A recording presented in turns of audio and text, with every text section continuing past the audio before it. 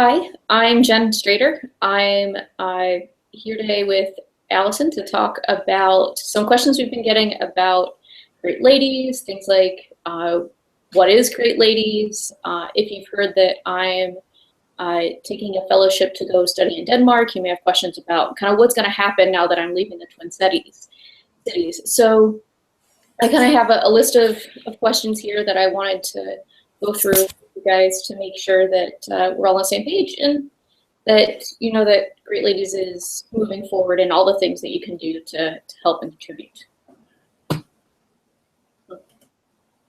Would you like to introduce yourself as well? Hi, I'm Allison, the co-founder of Gr8Ladies with Jen, and I'm here in this call also. So the first question that we want to answer is, what is Gr8Ladies?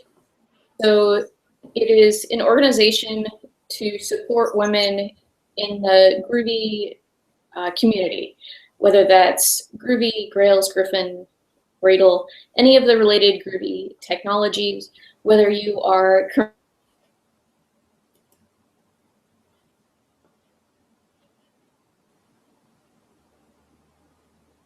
currently using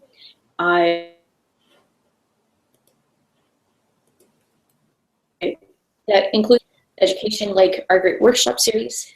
We want to make sure that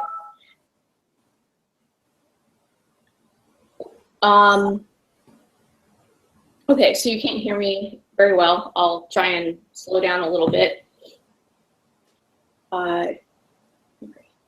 Things like education and mentorship, networking, and professional development, including things like encouraging more women to speak at conferences and get involved in the local communities. We wanted to make sure that it's not just another women in tech group, that we're addressing different concerns.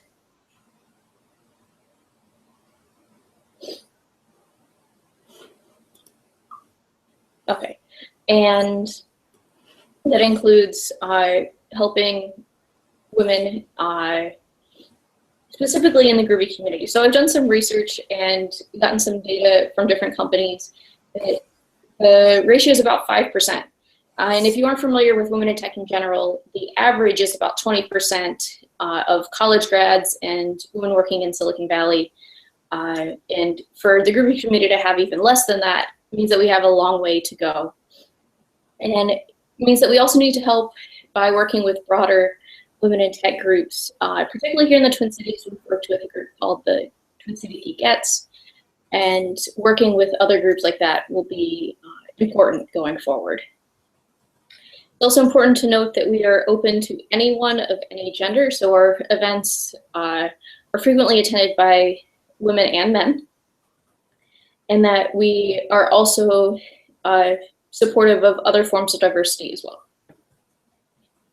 Is there anything you want to add? No, we like to do two things. One is get beginners interested in programming in general, and two is get experienced developers in other technology stacks interested in the Groovy Grail stack. And make sure they stay. Yeah. Yeah, and yeah, as a third one, help people in the community stay in the community. So the next question on my list is, how can someone get involved? So first of all, we do have a website, so it's Gr8Ladies.org. It's definitely in need of a revamp. If anyone is looking to contribute, it's on GitHub. Let's see. We originally had a chapter model where we were meeting regularly here in the Twin Cities, but I'm looking to venture out more into a virtual system, since, of course, I'm moving, and I've met women from other areas of the world as well, and it's really important to connect with everyone. Let's see. The other thing easy things you can do are just to be visible. So you can attend conferences, speak at user groups if you just want to get started. Everyone has something to share. and you can speak to. Or if you don't prefer, or if you prefer to be a little more online, even answering questions on the mailing list or on Stack Overflow about Groovy and your related technologies is beneficial as well. Anything to add? Nope. Okay, so the big thing that we do with education is an initiative called Great Workshops. So Great Workshops is kind of two different things. First, to teach beginners how to get into the Groovy community, and that's definitely where Allison's been focusing. And then I have been working on bringing more experienced junior devs, college level devs into the Groovy community through some teasers or short crash courses in Groovy related technologies. So I wanted to have a little discussion about where we're going next with that. I tentatively have picked out a date in June to do our next official one, but it sounds like we can do a lot more than that. It looks like I might have. Oh, I thought we had someone else trying to join the call. I keep getting beeps. Sorry. Okay. Okay. So Great Workshops is trying to get one of those started again. It's been a while since we've had one, and we learned a lot from the first two, and we want to take that into the next one. So Allison wanted to share a little bit about what she's been looking at for the beginner track.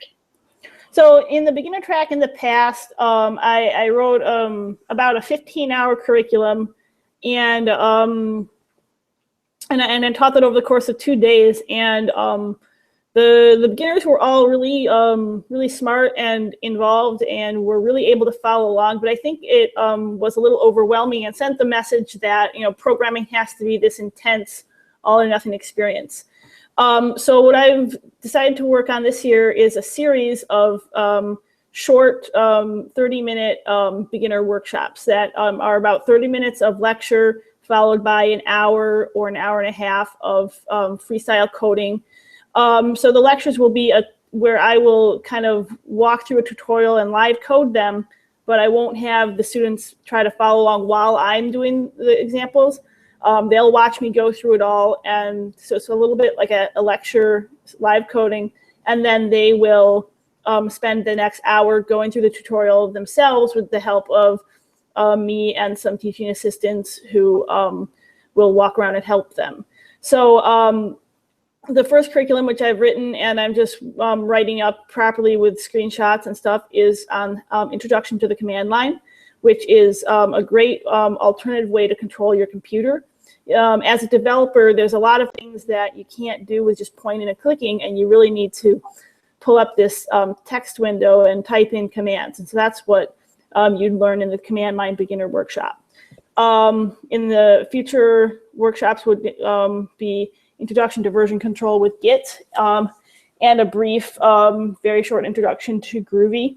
So it's going to be a series of workshops, and then all of those that I've just mentioned would have no prerequisites. And then in the future, maybe I would build on it, and I would have slightly more advanced ones for which the earlier workshops are prerequisites. So it's kind of like a curriculum that takes place, something like once a month, 2 hours once a month. And I think that's more realistic for the type of time commitment that maybe a mid-career beginner would have to commit to workshops.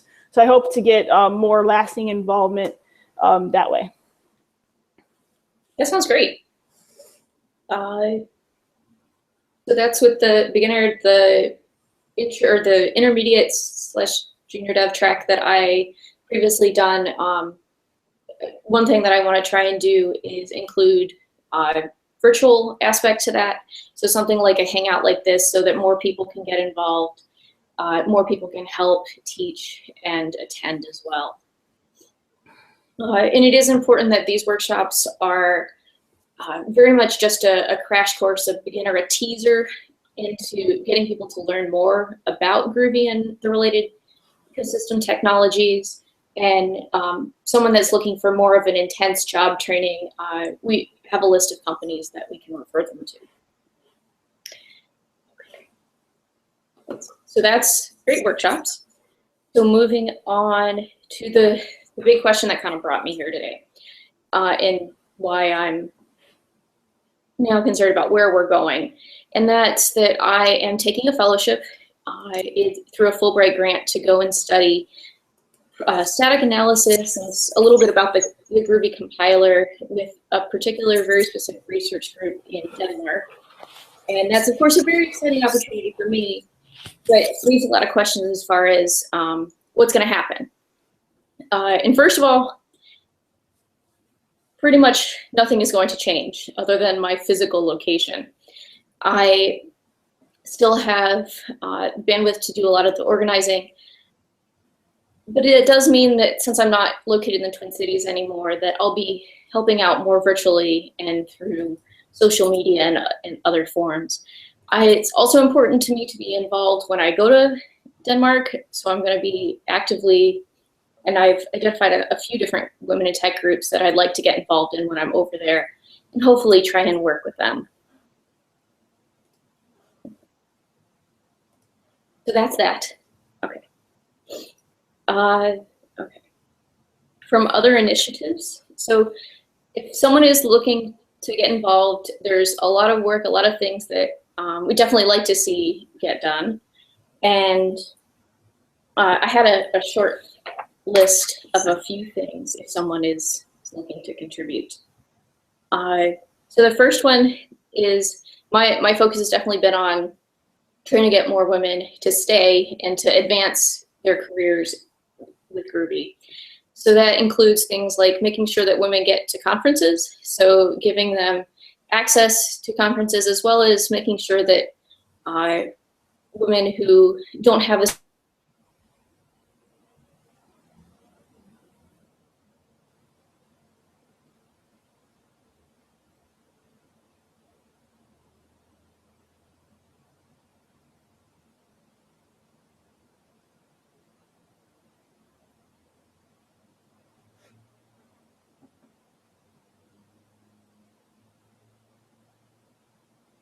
juice.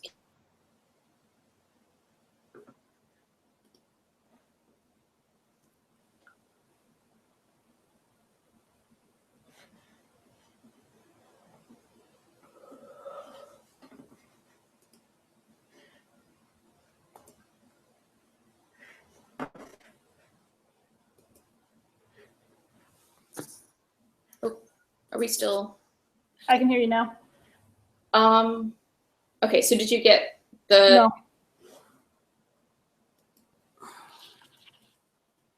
Do you know the last thing you heard before it cut out?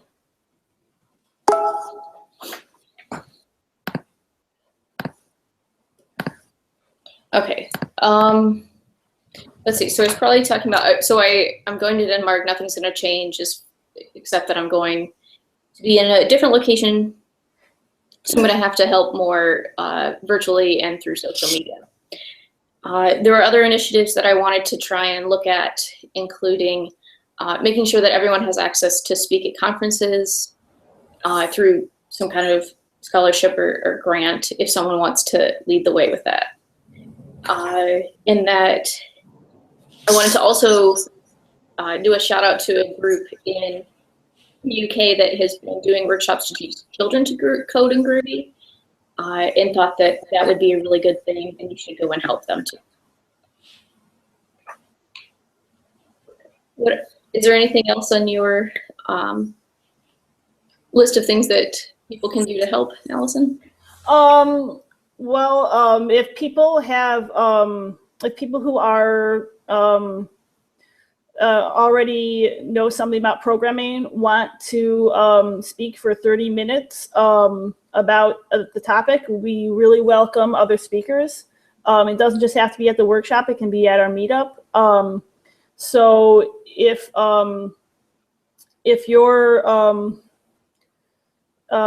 a beginner and you want to talk for 5 minutes about some teaching what you've learned, that's something that other beginners could learn from you, and that would be called a lightning talk, and we would welcome that, and it would be a great introduction to speaking. That's how I got started speaking, is just doing lightning talks. So either of those, we would really welcome people of all experience levels to take a chance presenting through some of our events.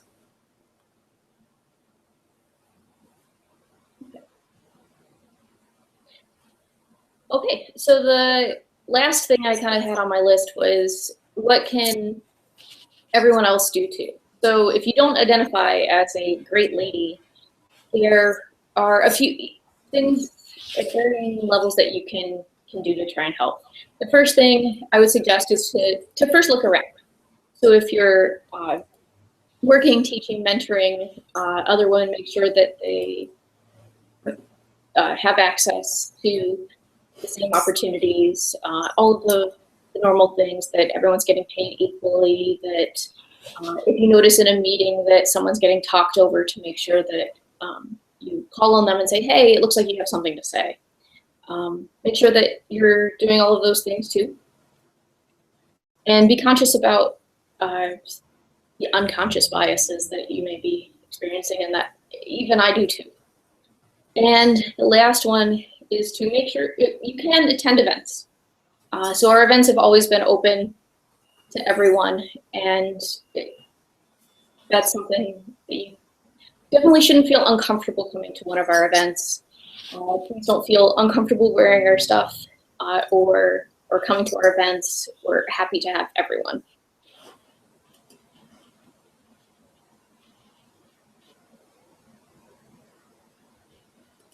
Allison, did you have anything? You can still hear me, hopefully. No, not really. Okay.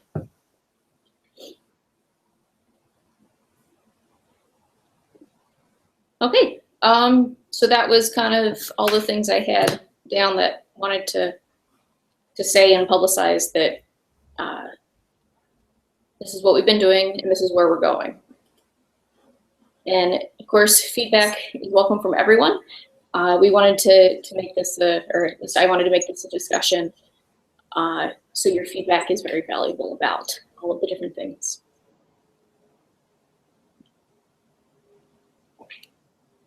Thanks, and goodbye.